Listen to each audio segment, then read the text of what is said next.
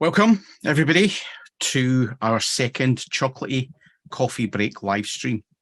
In these live streams, what we want to do is move away from what we've done in previous live streams and our webinars and to focus really on the community, the Chocolatey community.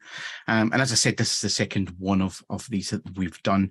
And we're looking at doing them on the third Thursday of every month. Today, joining me is Gary Park. Gary, do you want to say hello? I can certainly do that, yes. My name is Gary Park. I am happy to be here to talk to you all about Chocolatey Community and what we've been up to. Awesome. Thanks, Gary. So we've got an agenda today. We haven't published that agenda because it's pretty loose and what we want to talk about around about the community. So if you've got any questions that you want myself and Gary to pick up, then please put them into the chat, either on Twitch or on YouTube. We're streaming on both of those services.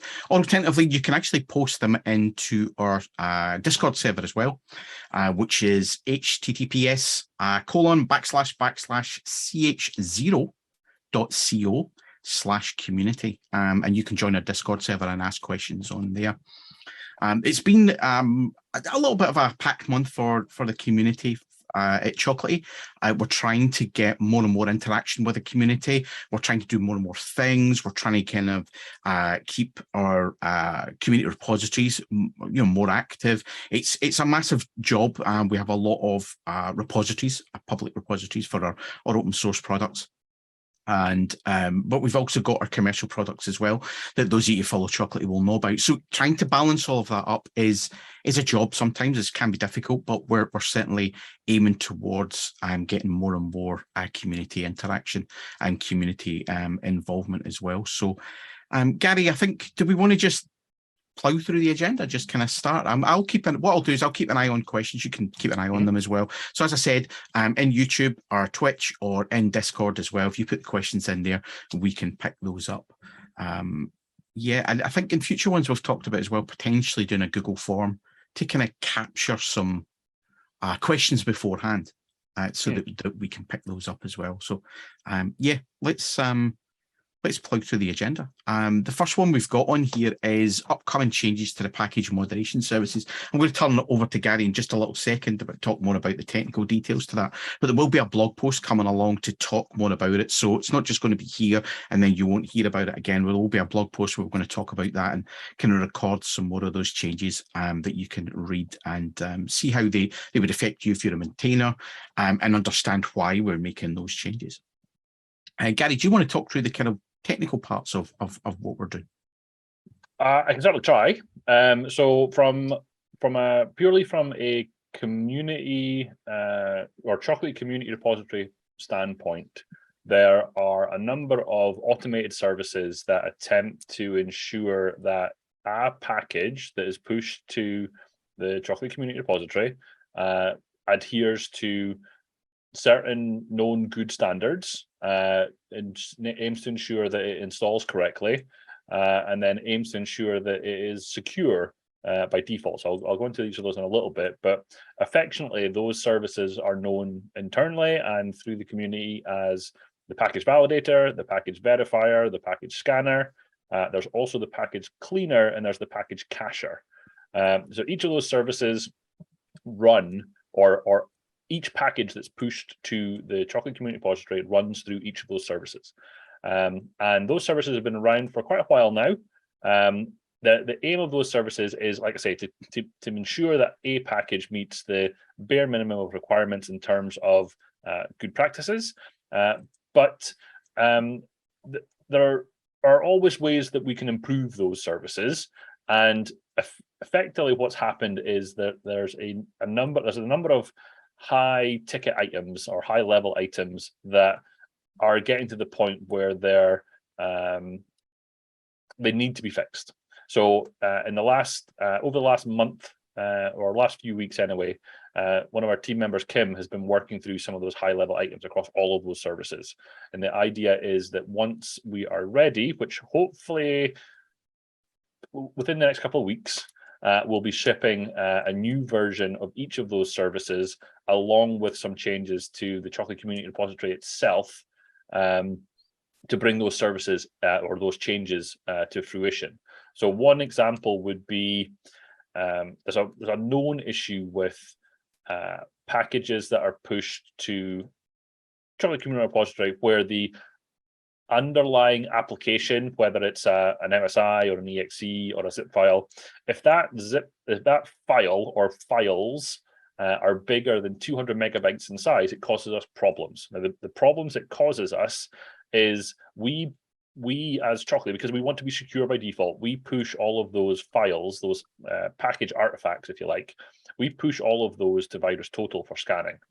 And the current implementation of the package scanner doesn't allow for any file that's bigger than 200 megabytes. And that being said, I think one of the ticket items in there was to address that so we could push slightly higher versions, higher files. So files are bigger in size than 200 megabytes. But in addition, there's an overhead currently in place for the package moderator, so that if a file falls into this category of it not being able to be scanned, we have to have a moderator come along and say, oh, but that's okay. But realistically, if we can't push it, then there's no really need for the moderator to approve it. We should just move on with the next part of the automated moderation process. So there was it all adds to the backlog that sometimes happens. There's this ebb and flow as you go through the package moderation process, where you'll sometimes get a backlog of packages and the next time you won't. So by reducing that additional level of overhead for the package moderators, it should hopefully just speed up the packages going through the process. So there's that one. There's a number of other ones. Some of them are little paper cut ones, so they're just little annoyances that we want to get rid of. And within this scope of work, where there's some dedicated time to go through those package moderation services, it was a good opportunity to do it. So Kim's been the one that has been working through all of those. I'm just going to be the one who's going to get to take all the credit for doing it, because I'm the one who's going to ship them out to the community. So that's great from me, and not so much for Kim. But we all know who did the work, and I'm just going to take credit. That's fine. So that's that one.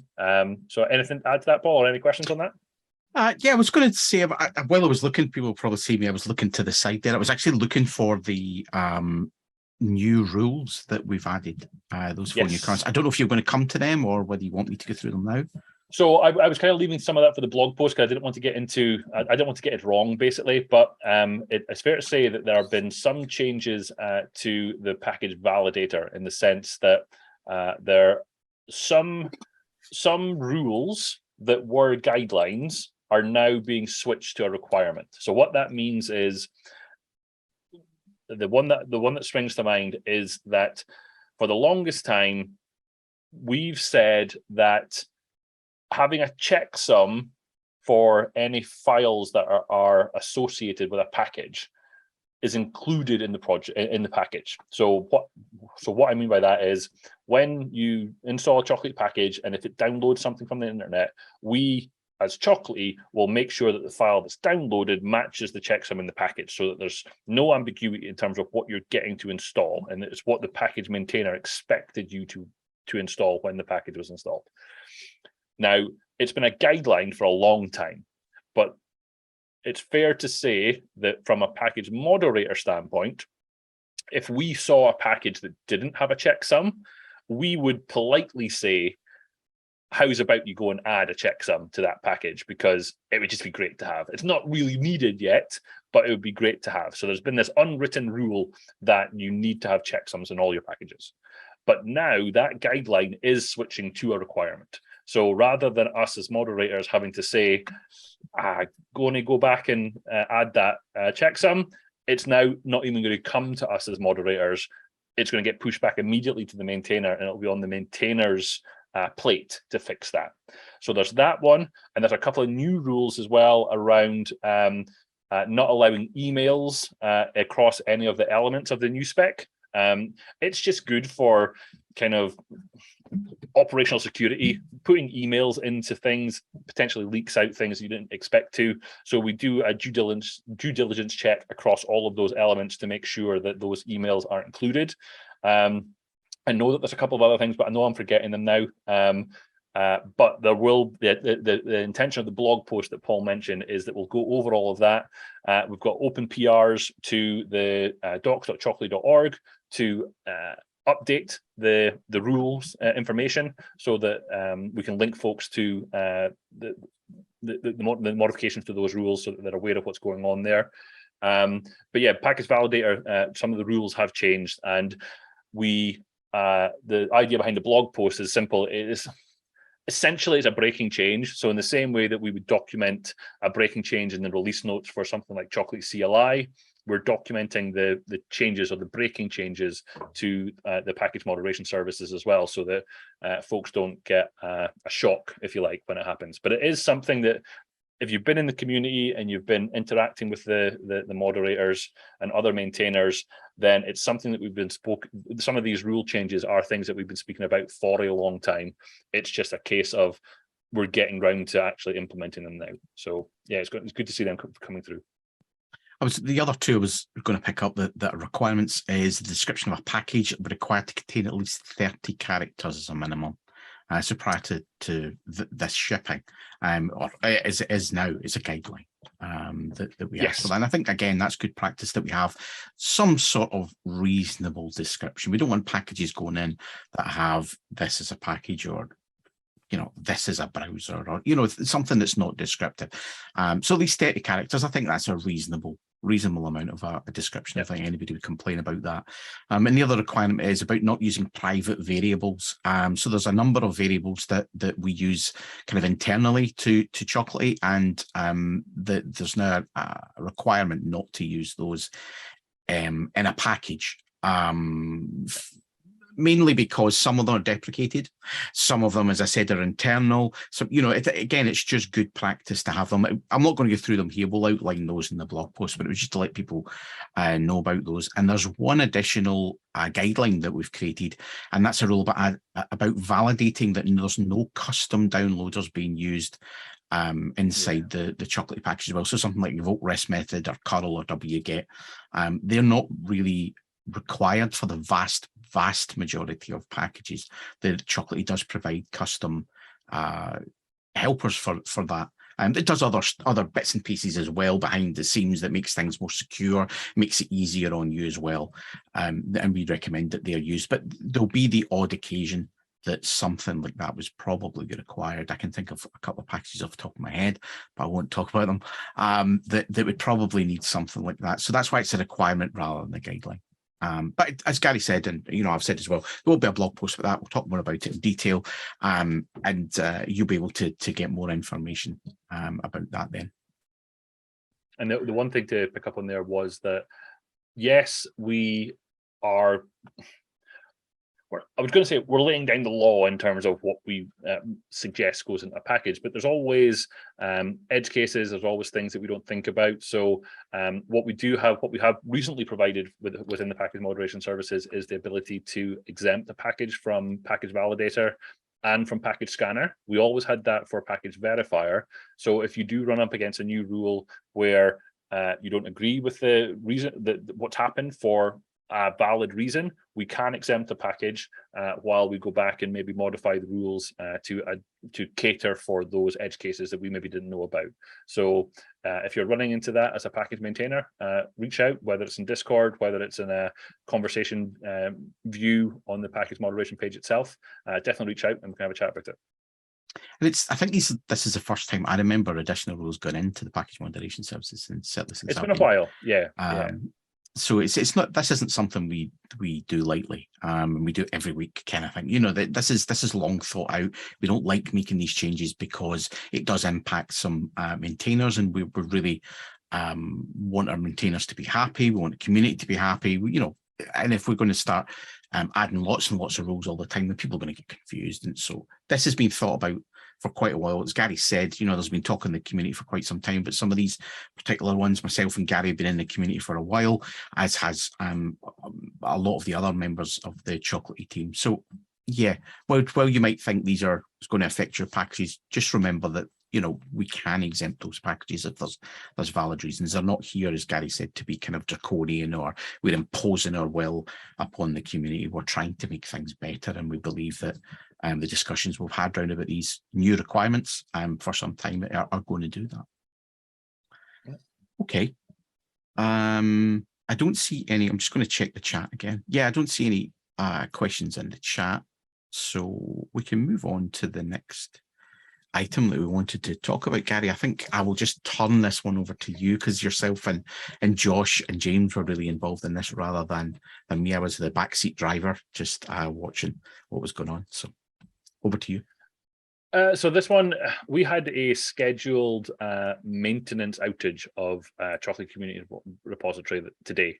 So it was meant to start from 6 a.m. UTC and then run from 8 a.m. UTC until 8 a.m. UTC. The thought process there, it was a fairly fundamental change to one of the core database tables that we have within Chocolatey Community repository. We'd done a lot of preemptive work for it. It's the old adage that, well, it worked on my machine and it worked on test. So we were prepared for it. We were ready to go. But it's fair to say that it didn't quite go as well as we wanted to. The maintenance outage came and went. So we extended the maintenance outage and then we extended it again. We basically got into a huddle or a war room or whatever you want to call it, and flushed out exactly what was going on, figured out what we could do to rectify it. We eventually got to the point where we came to a resolution, and we were then able to close the maintenance window, and the site was back up and running by about, I want to say 11:30 UTC. Because I basically went for lunch because I was hungry after that. I hadn't had breakfast or lunch at that point, so I was a grumpy bear at one point. Let's put it that way. But we got through it. So the maintenance window went for a little bit longer than we expected to. I can't remember the last time we needed to have a scheduled outage because although there are still some wrinkles with the site, it's been a lot better than it historically has been for a long time now. So this was the first time that we'd undertaken a larger scope of work for. I'm not really going to go into too much of the details of what we did and why we did it and all that sort of stuff, but it was a hard requirement. We needed to do this work, but unfortunately it did take slightly longer than we expected it to, and there was some feedback across some GitHub issues and across Twitter, etc. But we did have the status page updated. We were keeping that up to date as the situation was evolving. We'd made information available on all of the Chocolatey websites about the status of the outage coming up, and we'd also done that via Twitter. So we had tried to keep people informed about what was going on, but there's potentially some improvements that we can make there in terms of where we send that information, i.e. where we let people know that there is an outage coming through. One of the bits of feedback that we did get was that Chocolatey.exe itself should potentially know about a scheduled outage. So by that I mean, if you at the command line attempt to do Choco install papercut, and it's within the time frame of the scheduled maintenance window, then perhaps Chocolatey.exe should return a message that basically says, no, that's just not going to work because it's within the scheduled maintenance window. So that's definitely some feedback that we've heard. I went back and looked. I don't know if you're looking it up, Paul. I went back and looked at that. There is an issue that's been in the repository for a long time now about that. I'm talking years at this point. But it's something we have spoken about more recently because some other changes within our internal infrastructure, I think, will make it much more easier to have that sort of message become available to the Chocolatey.exe. And I think we can improve some of the messaging there in terms of what we're going to do or when we're doing things like that. I think we also spoke about, Paul, that we might have a Twitter poll of some description that might ask the question of, where do you want to get this information? Where do you want to find out about status outages that we have got planned? So maybe keep an eye out if you're interested for the Twitter poll so that we can garner feedback on how you wanted to get this information. Because like I say, we do try our best to keep folks up to date with like I say, all across all the websites, on Twitter. I don't know if it went into Discord this time around. Again, maybe that's somewhere we need to post that message to. I don't know, but we were updating the status of chocolatey.org. So yeah, long story short, it ran longer than we expected it to. Apologies for that, but it was necessary, and we got there in the end. So thank you for keeping with us through that. Anything on that, Paul? Yeah, that was. I mean, I don't want to repeat everything you said, but as you said, it was essential that we did this. And if anybody's been in the community for a while, you'll have seen that maybe a few years ago, 2018, 2019 is ringing bells in my head, that we had a lot of outages on the site. We've done an awful lot of work since then to try and stabilize those and get rid of those niggles that we had. And it's fair to say that whatever website you go to has always got niggles that need to be resolved. But we haven't had an outage for quite some time. So this was planned. And it's just one of those things. If you work in IT, you know things never go to plan. Computers don't always do as they're told. So yeah, but the work was done. It's complete. There may be, if we've got any additional outages after this for follow-up work, then again that will be planned. There's nothing planned at the moment. So yeah, but as you mentioned as well, we're going to do some sort of poll, whether it's Twitter, Reddit. I mean, we'll definitely post it between them all, where we can ask people where do they actually want to see this information. So we've got the status page. Not everybody reads that, even though we put the announcements out. So was there a better place for people to see it? And you mentioned the Chocolatey CLI, getting those messages in there. I think one of the issues that I'd seen today, because there was somebody who posted a comment to a lot of issues, the same sort of comment, and one of the ones I'd seen was from 2015. So I think that might not be the oldest, but it's been around a while. I think we know that, and it's something we want to get done. But again, these things just take time. We've got other priorities to put in there. If there's only a few people who want it in Chocolatey CLI, then we would probably be putting the effort in somewhere else. So that's why we're going to ask, where does people want to see this information, and how are we best communicating things like this so that everybody knows what's going on? Okay, I think there was a message in the chat, I think from Corey. That's not how Gary described Paul's role this morning. Unfortunately, I wasn't at that meeting, so I'm curious now what was discussed about that. But what we'll do is there may have been things said in anger, Paul. That's all I'm saying. It's fine. Don't worry about it. It's always the case you point the finger at the person who's not at the meeting. Yeah, it was their fault. They can't defend themselves. Thanks, Gary. Thanks, Gary. So Box Starter version 3 release. There was a stream last week with Gary and Manfred. Something I wanted to say at the beginning as well, and I've realised another thing we didn't do at the beginning was that I have a bit of a cough, so if I accidentally don't hit that mute button in time, my apologies, but you'll see me muting and coughing. Also, we didn't introduce ourselves, Gary. I know we're now 25 minutes into the stream, but maybe we should introduce ourselves. A lot of the community already know us, but for people who don't, so think of this as 25 minutes ago. So my name's Paul Broadith. I'm the technical engineering manager at Chocolatey Software. So my team are responsible for the products that you'll use, Chocolatey CLI being the most popular one of those, Chocolatey Central Management, another one, and all the other products that you use. So me and my team are responsible for that.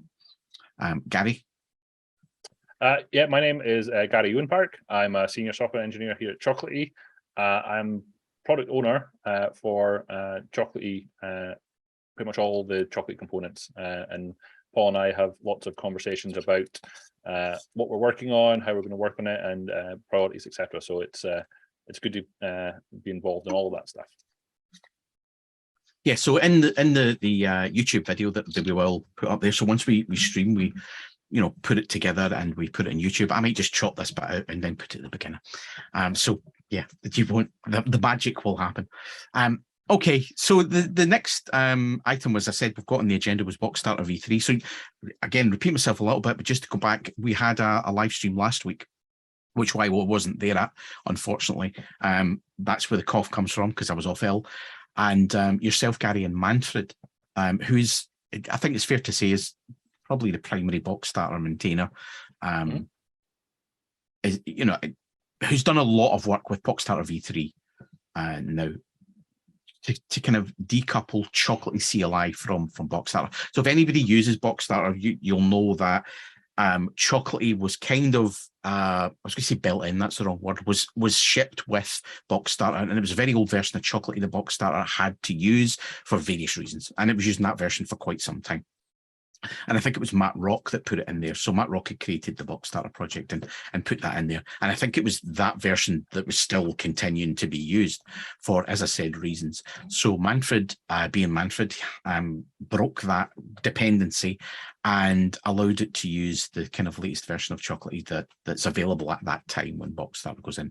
So that was awesome.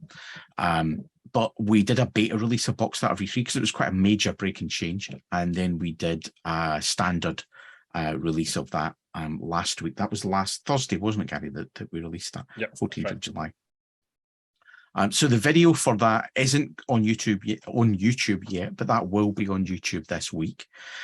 I have uploaded that video and it's just a matter of putting all the bits and pieces together for that and publishing it. So that will be done this week. So if you happen to miss that, then just keep an eye on our YouTube page. It will be on our live stream. And I'm not sure if we have a Boxstarter playlist, but I will probably create one of those as well and add that in there. Anything to say on that, Gary? I think, that one thing I was going to say was, if you had seen the stream, you'll know that Manfred's virtual machine that he was using to do the demos was kind of slowing to a crawl because of Zoom. So we do the streaming through Zoom, and it was kind of taken over his machine, and it slowed down his virtual machine. So Manfred wasn't best pleased with that and the demos that ensued. But I think it was, again, fair to say that at least we got through the bits that he wanted to get through. Maybe not as clean and awesome as he wanted to, but it showed off the new functionality. One of the things I will say is that Manfred hinted at it during the stream last week, but one of the things that he's actively working on and what he wants to be able to achieve is he, like some other folks in the community, actually use Linux or POSIX as their daily driver.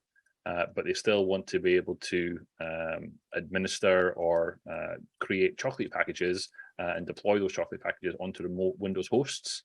So one of the things that Manfred is actively working on, in the same way that we had the Cake is a Lie make lots of modifications to chocolate.exe itself to make it run within a Docker container. Manfred is actively working on that from a Boxstarter standpoint as well. So the idea being there that you would just work away on your daily driver and you would run a Boxstarter command to provision a Boxstarter package on a remote Windows host. So it's quite an exciting addition to the mix, and ultimately that would almost certainly ship as a new Docker container that we push up to Docker Hub. So if that's something you're interested in, definitely keep an eye out for that. I'm not sure how far down the line Manfred is with that, but he was at the point where I think he was going to show me a working prototype of it. So there's obviously some code that needs to be productized and tested, but it's close, I think. So that'll be a great addition to the system.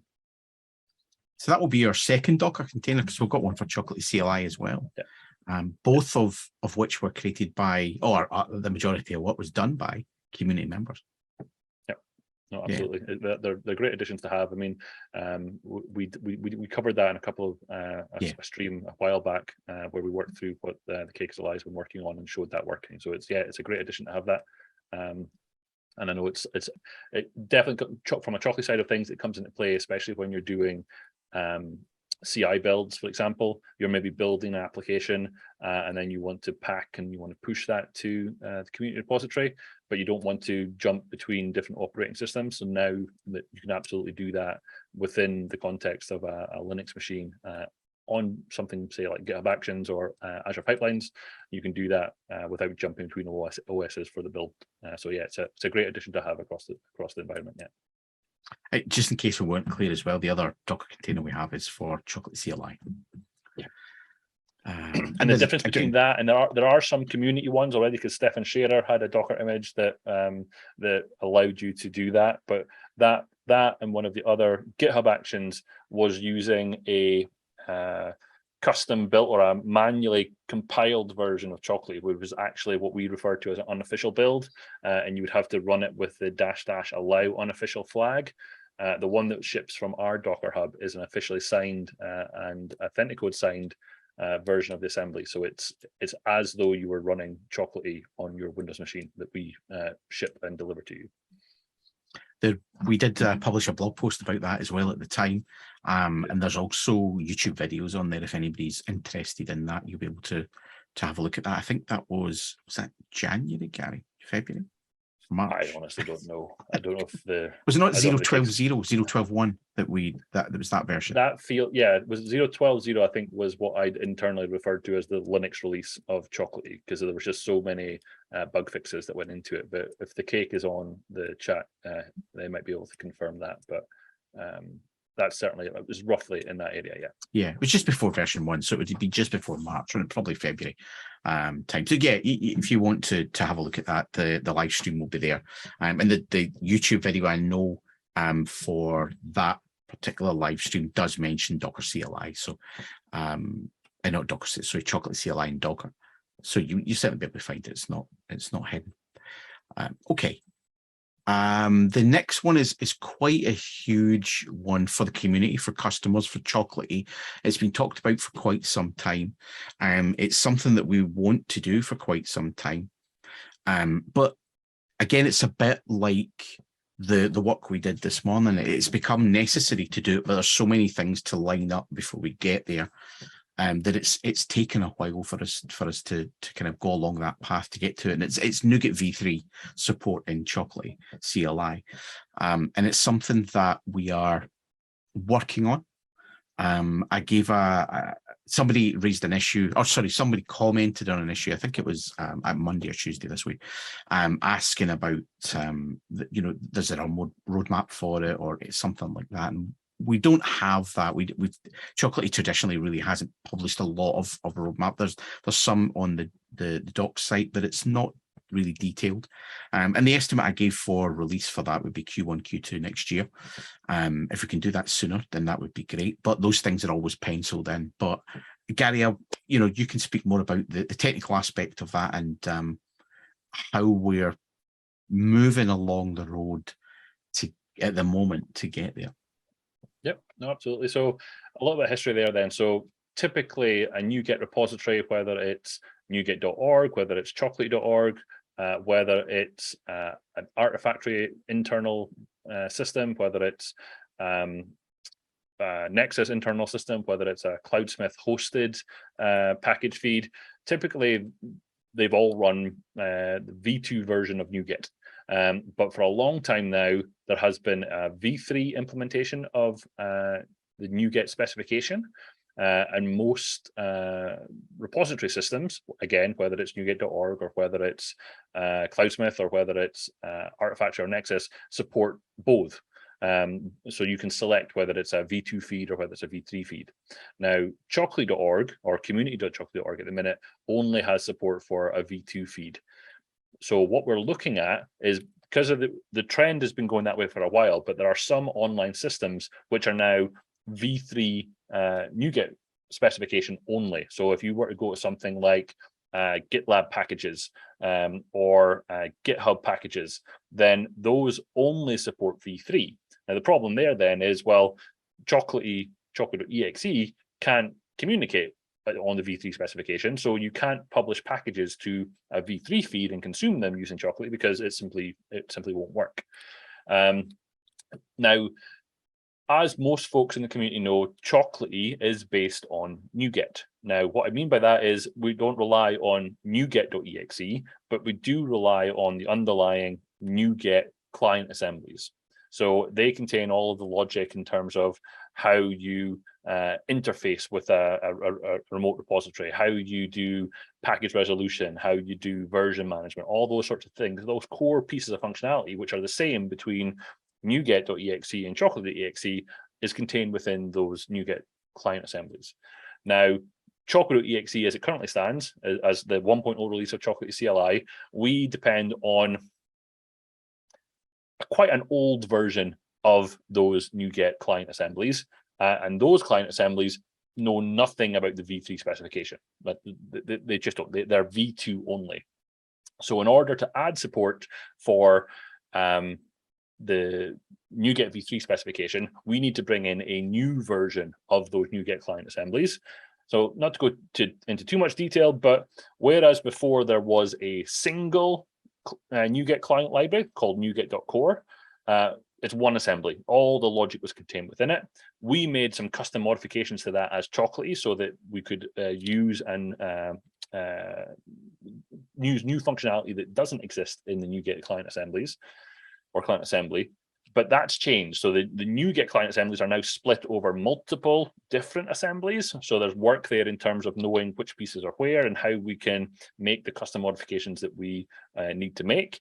There's also thoughts on terms of how we keep up to date with the upstream changes that are going into the NuGet client assembly so that we can continue to lean on the base functionality for, again, package resolution, version management, different specifications, etc. So there's literally a lot of work that needs to go into that. But we have started that process because we realize that we need to support V3.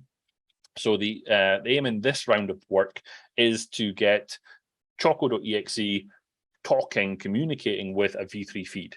Then there'll be another follow-up scope of work that needs to happen for the community repository where we add V3 support to the community repository. But we've decided that those are going to be two different scopes of work. The idea there being, okay, let's get Choco.exe communicating with a V3 feed running on GitHub package repository or on GitLab or against a hosted repository somewhere that's V3 only. That will allow Choco.exe to communicate with them, broadening the ability of Chocolatey to be used in multiple places. And then we will once all that's working and we're happy with it, then we'll work on getting the Chocolatey community repository updated to support V3 as well. So there's lots of work, and you might think, well, why don't you just get it working? Why don't you just ship it? The problem there is, I mean, we need to be able to test it. We can't just ship it. Chocolatey is an established product. Now it gets downloaded millions of times. It's used in hundreds, if not thousands of places. So we can't just ship something that we don't know doesn't work. So a lot of the work that's been going into behind the scenes things recently within Chocolatey is building up the infrastructure, building up our test suites, getting the things to a point where we know that things are working and we know that how things are working, so that when we make that fundamental change and bring in that updated NuGet client libraries, we know that we haven't regressed anything, we know that everything's still working, and we are happy to ship it. So it's if you look back at the issues, it's probably, again, one of the older issues in the repository, but it is one that's been known about for a while. And I'm genuinely excited to see that work starting and getting to a point where we can even start thinking about shipping that. So yeah, excited for that one to come down the pipeline. Yeah, again, just to echo what you said, it's a lot of work. This isn't it's interesting being on this side of the fence. There's always when you want something changed in a product, and from your point of view, it's fairly straightforward. You just do this. But it's interesting being at the other side where it's certainly not the case that you just do that. That's never the case. And there is so many other things to think about. Testing, customers, the community, established product, as you said, what it does now is going to do the same, etc., etc. So there's so much of that. So the work has started. It will take some time. We've estimated, as I said, Q1, Q2 next year. And we'll just keep people up to date with that. The issue is in GitHub, and you can certainly search for that. I don't know if the cake would mind, or someone would mind, posting a link to that issue in the chat. That would be really helpful. And that'll allow you, if you're interested, to go and have a look at that issue and keep an eye on it, follow it, keep an eye on it, and see the work as it's kind of progressing. Okay. I'm just going to check if there's any questions on that one. Nope, no questions on that. So let's move on to the Chocolatey Ansible release. We'll talk briefly about that. The reason we kind of brought that up is mainly because we've not released something like this for Ansible for quite some time. So the way that Red Hat is validating modules for Ansible. It's changed a little bit, and they reached out to a lot of the kind of fundamental module maintainers, or the community module maintainers, sorry, that they now bundle into that particular collection. They reached out and said, hey, things are changing. We need to get you to update some linting, some testing, etc., etc. So we'd done a lot of that work in order to keep as part of that collection that they ship. So we shipped 1.3.0 release. It was around about a month ago. You can go and have a look at that on the Chocolatey Ansible collection on GitHub.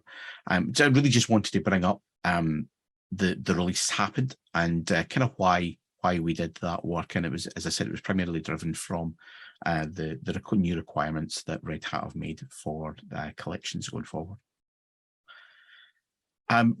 Chocolatey Community Day. What is this? Every quarter, the Chocolatey team, the whole Chocolatey team as a whole, spend a day working on community projects. Now, that's not to say that we don't do that anyway. So, but in between projects that we're working on, the team will work on particular projects that they have issues on, or that they've worked on before, or that they want to get things done with. So that's a normal thing for Chocolatey, and that's how we operate.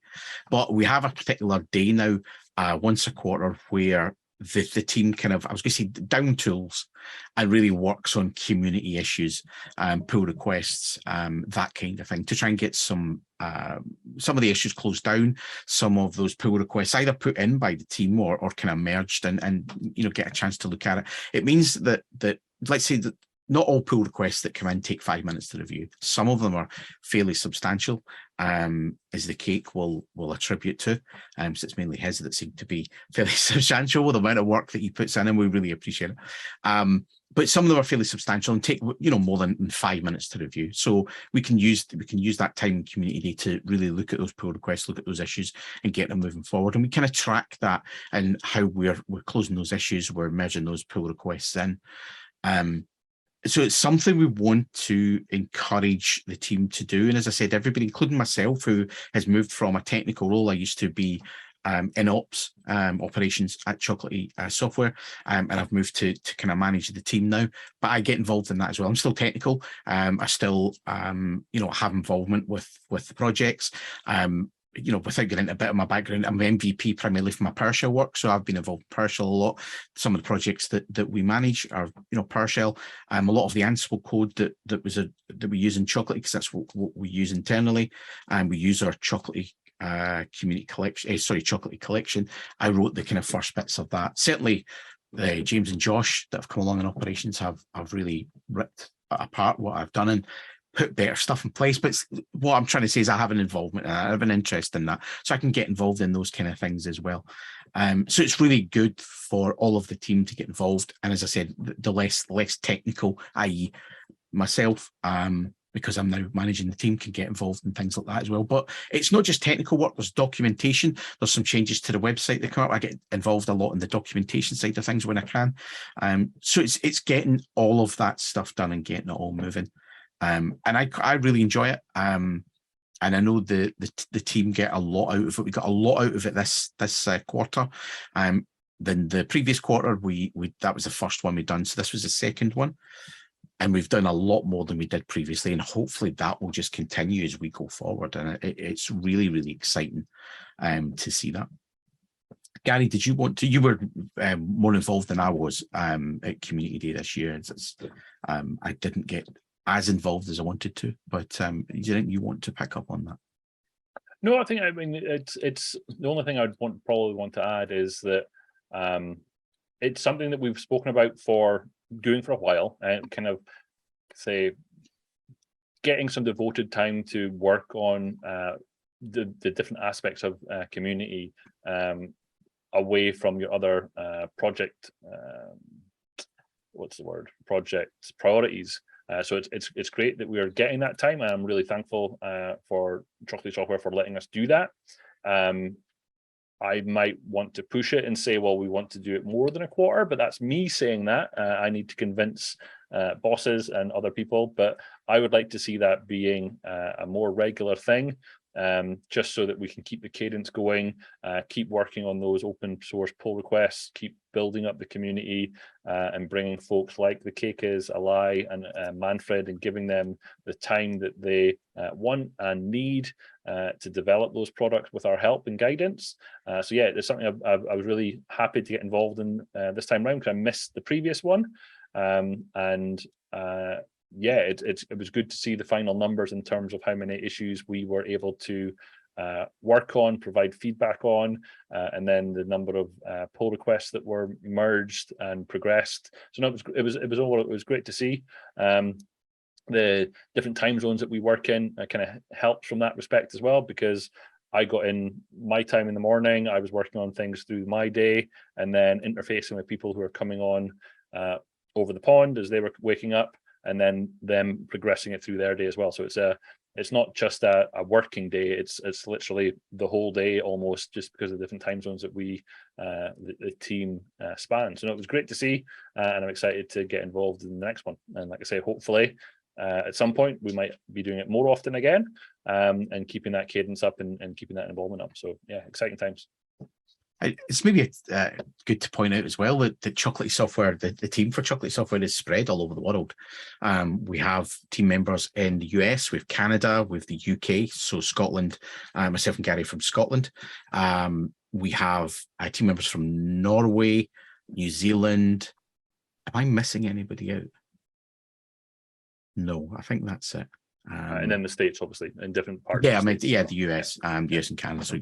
So yeah, so we're spread all over the world, and as Gary said, those time zones. When we're starting, we've got time zones at the other end of the world that can pick up stuff later on as well. So and Englandshire as well. You forgot Englandshire. No, I did. I said UK and me. Oh, you did. Oh, you did. Yes, okay. Yes. We just I saw Corey mention England in the chat room. So someone from England, I think. I'm not sure who that is. I'm sorry. South of the border. Yeah, south of the border. Yeah, so I'm not sure which team member that is, unfortunately. Sorry. Okay, that's an in joke. Yeah. Okay, it's not Scotland and England thing. It's an in joke. Let's not start on the politics discussion, Corey. We'll just leave that one where it is. Yeah, it wasn't. Yeah, I didn't mean it to go that way, Corey. Thanks. Okay, so yeah, we've went over community. We've got 12 minutes left of this stream. So we've got one here on the agenda. Do you have questions for the team to answer on upcoming community chat days? I think we discussed that earlier where we talked about mentioned it, gathering that. Yeah. So I get just to quickly repeat about that. If you want to ask questions in future of these streams, as I said, we're going to do the community stream on the third Thursday of every month. On the first Thursday of every month, we'll do a product stream or a Chocolatey software stream. So we're going to do 2 streams a month, one community, one focused on Chocolatey. But yeah, if you want to ask questions for the community one, then please Discord. You can ask questions on the day through Twitch and through YouTube. You can get us on Twitter, Reddit, so many different places. But we'll also put some sort of form together where you can, excuse me, but you can ask those questions and we can queue them up for the next stream.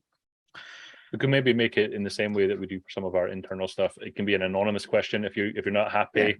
Us knowing who you are in terms of asking the question, but you want the question asked, we can make that Google form anonymous so that we don't know who submitted it, but we'll happily pick up and answer that question on the streams. Yeah, I suppose there's no real need for us to know who you are if you're asking a legitimate question. And if you want us to get back to you in your question, you could put your email address or something like that. We could do that. So I think that's fair. We can make those anonymous.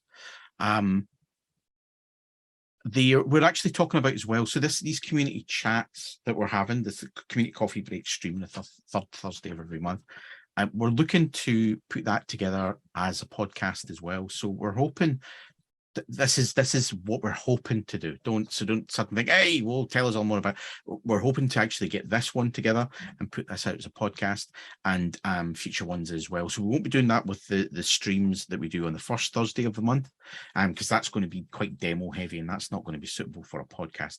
But the community chats that we have will be more suitable for a podcast. So we'll certainly be looking at doing that.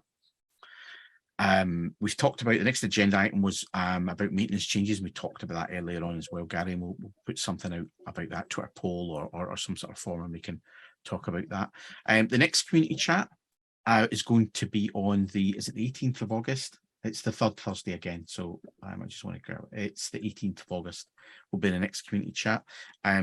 With these community streams, we don't have a fixed agenda. So we tend to just put it together maybe a day or two before we actually come onto the stream, mainly because, you know, things are changing quite a lot. We'll have feedback from the community and we'll want to talk about things. So there's no reason to plan that far in advance. But so we haven't got an agenda for the next one, but in future ones, maybe the next one, maybe some of the future, we'll bring on some of the moderators that we have, the Chocolatey Community moderators, who do an awful lot of work behind the scenes that a lot of people don't know about, you know, moderating those packages. As Gary spoke about earlier on, some of the package moderation services do a lot of the automated work behind the scenes, but there has to be a human there who clicks a button sometimes, because we can see things that automated services sometimes can't judge. So there's always that human in the loop, and we want to bring some of those moderators on and just kind of really champion what they do and introduce you to them and them to you, and you know, you can ask them questions. As I said, we get that, we get the form out or Discord or whatever, and just get some interaction between them, us, and the community. I think that would be really useful. Gary, anything else to add? We've kind of run through our agenda. I didn't think we were going to get through it all, to be fair, but we have done. Anything really to add to that, particularly what you think maybe we could do in the future? So I do like the idea of bringing on maintainers and moderators, knowing from a moderator point of view, you kind of spoke about what we have to do as moderators in terms of seeing packages go through the package moderation services. From a maintainer point of view, I think it would be interesting to have people come on and basically, how did they get started in Chocolatey? Why do they maintain the specific packages that they do? What sort of processes do they follow? Do they do those package updates manually? Do they use systems like AU for keeping those packages up to date automatically? And just hearing their stories, basically. I mean, I think it's I, and a lot of the Chocolatey team have fairly frequent interactions with some of these folks, but it would be great to bring some of those, bring some faces, assuming that they want to come on, bring some faces of those community members onto these streams so that folks can see them, folks can ask questions, and generally just expand the community. So I think it would be great. I don't know how we do that, if that's an interview style format, or we just bring them on and throw questions at them. I don't know how that looks, but I think it would be great to have that interaction and be able to ask those questions as they come through. So that's the kind of thing that I would like to see being done. And the other thing, did I have another thought there? It would be good to see how folks use Chocolatey.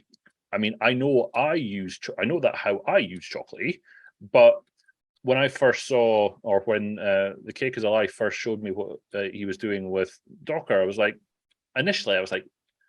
why are you doing that? I didn't get it, because it wasn't my core workflow. But as soon as he showed me what he's doing, explained why it works for him, it's like, oh yeah, that makes total sense. Let's get that published up to Docker Hub. So having that kind of other side of interviews, seeing how folks are using Chocolatey, and whether that's integrating with Intune, integrating with SCCM, integrating with some other third-party system. All of those things I personally don't get to see a lot of, because that's not, again, how I use Chocolatey. But talking to people about how they use Chocolatey in those different scenarios, I think would be interesting to see that side of things too. That's a good point. Something we spoke about before, but I totally forgot about that. Potentially that could be community members, could be customers coming on and just discussing how they use Chocolatey. That would be awesome, because as you said, we all use it because we know how it works. We all use it in the way that we want to use it, but there'll be people using it in different ways that we haven't envisaged. You said, like, the Cake is Alive talking about the Docker container. Why would you want to do that? Well, there's lots of reasons. Oh, okay. Yeah, that makes sense. And one of the things that we've always said about Chocolatey, especially once you kind of step into the commercial side of things, is it's not an off-the-shelf component. It's not, you don't just get Chocolatey and immediately you start being effective with it. it's more it's expected that there's a little bit of work. Now we've tried to make some of that work easier, but it's not going to. Everyone's got their own way of doing things, whether it's how packages are approved, how packages are maintained, how packages are installed and kept up to date.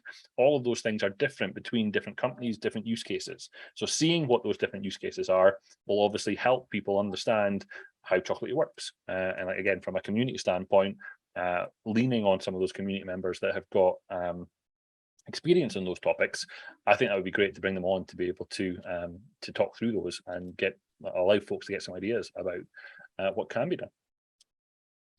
Yeah, there's lots we can do, and because this is a more loose format, because as I was going to say, a bit more casual in the sense that we can chat about things and ask questions. And okay, we had an agenda today, but again, it was just some topics we want to discuss. It wasn't you must get through these and say this. So this is what I like about this format, is that we can bring people on, just chat to them about what they do, and there's no prescribed answer or no prescribed format that we want to work from. So we wanted, as I said, we want to do more of these. We're doing them the third Thursday of the month, sorry, and this is the second one, so it's very new to us, and we're very easy, as I said, with the format, loose, casual, etc. But we want to firm up how we want to work with this. We want to firm up based on what the community want. What do you want us to talk about? Do you want to ask questions? Do you want us to just pick a topic every month? Do you want us to put that out as a kind of poll? What topic this month? Talk to us, tell us what it is that you want. Myself and Gary have been involved in the community for a long time, Kim as well, and as I said, other Chocolatey team members have been involved in the community for varying lengths of time. So we've all got the community at heart. We all love the community. We're all from, or the majority of us are actually from the community. That's where we started with Chocolatey.